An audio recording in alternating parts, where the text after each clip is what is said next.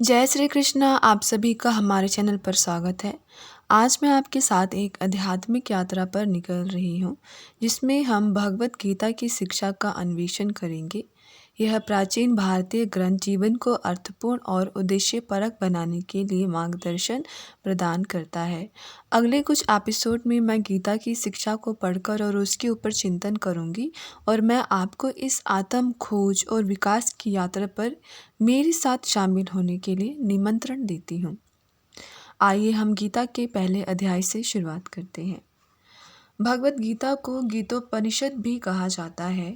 यह वैदिक ज्ञान का सार है और वैदिक साहित्य का सर्वाधिक महत्वपूर्ण उपनिषद है। भगवत गीता का मर्म भगवत गीता में ही व्यक्त है। इस प्रकार यह यदि हमें किसी औषधि विशेष का सेवन करना हो तो उस पर लिखे निर्देशों का पालन करना होता है। हम मनमाने ढंग से या मित्र की सलाह से औषधि नहीं ले सकते।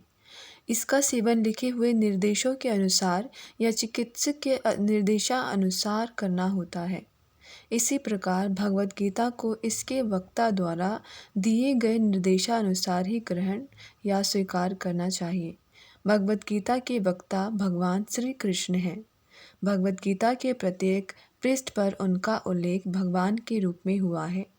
निसंदेह भगवान शब्द कभी कभी किसी भी अत्यंत शक्तिशाली व्यक्ति या किसी शक्तिशाली देवता के लिए प्रयुक्त होता है, और यहाँ पर भगवान शब्द निश्चित रूप से भगवान श्री कृष्ण को एक महान व्यक्तित्व वाला बताता है। किंतु साथ ही में हमें यह जानना होगा कि भगवान श्री कृष्ण पूर्ण पुरुषोत्तम भगवान है, जैसा कि शंकराचार्य, रामानुजाचार्य, मध्वाचार्य, निम्बार्क स्वामी, श्री चैतन्य महाप्रभु तथा भारत के वैदिक ज्ञान के अन्य विद्वान आचार्यों ने पुष्टि की है। भगवान ने भी खुद भगवत गीता में अपने को परम पुरुषोत्तम भगवान कहा है, और ब्रह्मा संहिता में तथा अन्य पुराणों में, विशेषता श्रीमद् भागवतम में जो भागवत पुराण के नाम से विख्यात है, वे इसी रूप में स्वीकार किए गए हैं। अतः भगवत गीता हमें भगवान ने जैसे बताई है वैसे ही स्वीकार करनी चाहिए। भगवत गीता के चतुर्थ अध्याय में भगवान कहते हैं कि भगवान अर्जुन को सूचित करते हैं कि भगवत गीता की यह योग पत्ति सर्वप्रथम सूर्यदेव को बताई गई। सूर्यदेव ने इसे मनु को बताया और मनु ने इसे इक्ष्वाकु को बताया। इस प्रकार गुरु परंपरा द्वारा यह योग पत्ति एक वक्ता से दूसरे वक्ता तक पहुंचती रही, लेकिन कालांतर में यह छिन्न भिन्न हो गई। फलस्वरूप भगवान को इसे फिर से बताना पड़ रहा है। इस बार अर्जुन को कुरुक्षेत्र के युद्ध स्थल में वे अर्जुन से कहते हैं कि मैं तुम्हें यह परम रहस्य इसलिए प्रदान कर रहा हूँ क्योंकि तुम मेरे भक्त तथा मित्र हो। इसका तात्पर्य यह है कि भगवत गीता ऐसा ग्रंथ है जो विशेष रूप से भगवत के लिए है, भगवत के निमित्त है। अध्यात्मवादियों की 3 श्रेणियां हैं: ज्ञानी, योगी तथा भक्त, या कि निवृत्तिवादी, ध्यानी और भक्त। यहाँ पर भगवान अर्जुन से स्पष्ट करते हैं कि वे उसे इस नवीन परंपरा, गुरु परंपरा का प्रथम पात्र बना रही हैं, क्योंकि प्राचीन परंपरा खंडित हो गई थी। अतएव यह भगवान की इच्छा थी कि सूर्यदेव से चली आ रही विचारधारा का दिशा में ही अन्य परंपरा स्थापित की जाए, और उनकी यह इच्छा थी कि उनकी शिक्षा का वितरण अर्जुन द्वारा नए सिरे से हो।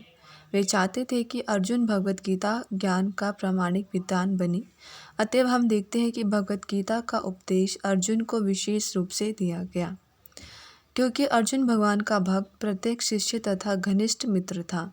अतएव जिस व्यक्ति में अर्जुन जैसे गुण पाए जाते हैं वह भगवत गीता को सबसे अच्छी तरह समझ सकता है। कहने का तात्पर्य यह है कि भागवत भक्त को भगवान से प्रत्यक्ष रूप से संबंधित होना चाहिए। जो ही कोई भगवान का भक्त बन जाता है तो ही उसका सीधा संबंध भगवान से हो जाता है। यह एक अत्यंत विशिष्ट विषय है, लेकिन संक्षेप में यह बताया जा सकता है कि भक्त तथा भगवान के मध्य 5 प्रकार का संबंध हो सकता है। पहला, कोई निष्क्रिय अवस्था में भक्त हो सकता है। दूसरा, कोई सक्रिय अवस्था में भक्त हो सकता है। तीसरा, कोई सखा रूप में भक्त हो सकता है। चौथा, कोई माता या पिता के रूप में भक्त हो सकता है। पांचवा, कोई दंपति प्रेमी के रूप में भक्त हो सकता है। अर्जुन का कृष्ण से संबंध रक्षसा रूप में था। निसंदेह इस मित्रता तथा भौतिक जगत में पाई जाने वाली मित्रता में आकाश पाताल का अंतर यह है। यह दिव्य मित्रता है जो हर किसी को प्राप्त नहीं हो सकती। निसंदेह प्रत्येक व्यक्ति का भगवान से सीधा संबंध होता है और यह संबंध भक्ति की पूर्णता से ही जागृत होता है। किंतु जीवन की वर्तमान अवस्था में हमने न केवल भगवान को भुला दिया है, अपितु हम भगवान के साथ अपने शाश्वत संबंध को भी भूल चुके हैं। लाखों करोड़ों जीवों में से प्रत्येक जीव का भगवान के साथ नित्य विशिष्ट संबंध है। यह स्वरूप कहलाता है।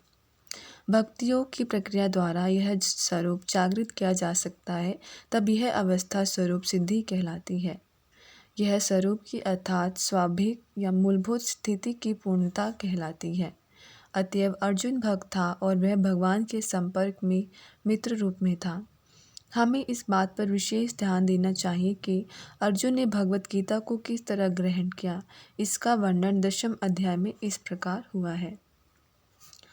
अर्जुन ने कहा, आप भगवान परम धाम पवित्रतम परम सत्य हैं। आप शाश्वत दिव्य आदि पुरुष अजन्मा तथा महानतम हैं। नारद, अत्रि, देवल तथा व्यास जैसे समस्त महामुनि आपके विषय में इस सत्य की पुष्टि करते हैं और आप सभी मुझसे इसी की घोषणा कर रहे हैं। हे कृष्ण, आपने जो कुछ कहा है उसे पूर्ण रूप से मैं सत्य मानता हूँ। हे प्रभु, न तो देवता और न असुर ही आपके व्यक्तित्व को समझ सकते हैं। भगवान से भगवत गीता सुनने के बाद अर्जुन ने कृष्ण को परम ब्रह्मा स्वीकार कर लिया। प्रत्येक जीव ब्रह्मा है, लेकिन परम पुरुषोत्तम भगवान परम ब्रह्मा है। परम धाम का अर्थ है कि वे सबों को के परम आश्रय या धाम है। पवित्रम का अर्थ है कि वे शुद्ध हैं, भौतिक कलंश से मुक्त हैं। पुरुषोत्तम का अर्थ है कि वे परम भोक्त हैं। शाश्वतम अर्थात आदि, सनातन, दिव्यम अर्थात दिव्य, आदि दिव्यम भगवान अर्जम अजन्मा तथा विभुम अर्थात महानतम है। कोई यह सोच सकता है कि क्योंकि कृष्ण अर्जुन के मित्र थे, अतएव अर्जुन यह सब चाटुकारिता के रूप में कह रहा था।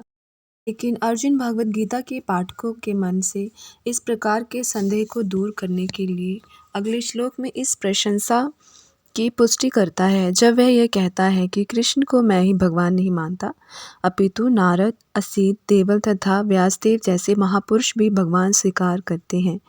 ये सब महापुरुष हैं जो समस्त आचार्यों द्वारा स्वीकृत वैदिक ज्ञान का वितरण करते हैं। अतएव अर्जुन श्री कृष्ण से कहता है कि वे जो कुछ भी कहते हैं उसे वह पूर्ण सत्य मानता है। आप जो कुछ कहते हैं उसे मैं सत्य मानता हूँ। अर्जुन यह भी कहता है कि भगवान के व्यक्तित्व को समझ पाना बहुत कठिन है, यहाँ तक कि बड़े बड़े देवता भी उन्हें नहीं समझ पाते। अतएव मानव मात्र भक्त बने बिना भगवान श्री कृष्ण को कैसे समझ सकता है। अतएव भगवत गीता को भक्त भाव से ग्रहण करना चाहिए। किसी को यह नहीं सोचना चाहिए कि वह कृष्ण के तुल्य है, न ही यह सोचना चाहिए कि कृष्ण सामान्य पुरुष है या कि एक महान व्यक्तित्व है। भगवान श्री कृष्ण साक्षात पुरुषोत्तम भगवान है। अतएव भगवत गीता के कथानुसार या भगवत गीता को समझने का प्रयत्न करने वाले अर्जुन की कथानुसार हमें सिद्धांत रूप में कम से कम इतना ही स्वीकार कर लेना चाहिए कि श्री कृष्ण भगवान है, और उसी विनीत भाव से हम भगवत गीता को समझ सकते हैं। जब तक कोई भगवत गीता का पाठ विनम्र भाव से नहीं करता है, तब तक उसे समझ पाना अत्यंत कठिन है, क्योंकि यह एक महान रहस्य है। तो भगवत गीता क्या है? भगवत गीता का प्रयोजन मनुष्य को भौतिक संसार के ज्ञान से उबारना है। प्रत्येक व्यक्ति अनेक प्रकार की कठिनाइयों में फंसा रहता है, जिस प्रकार अर्जुन भी कुरुक्षेत्र में युद्ध करने के लिए कठिनाई में था। अर्जुन ने श्री कृष्ण की शरण ग्रहण कर ली। फलस्वरूप इस भगवत गीता का प्रवचन हुआ।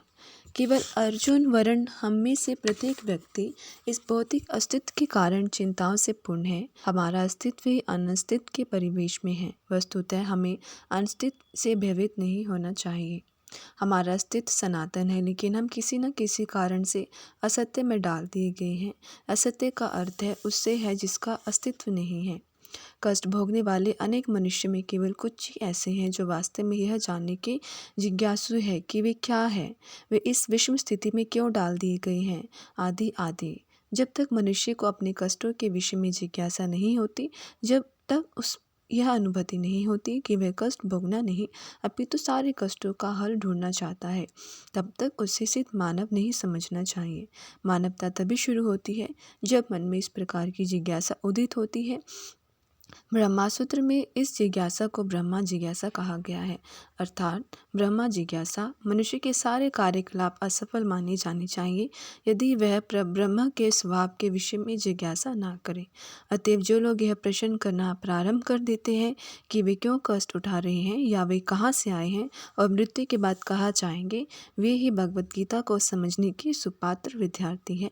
निष्ठावान विद्यार्थी में भगवान के प्रति आदर भाव भी होना चाहिए।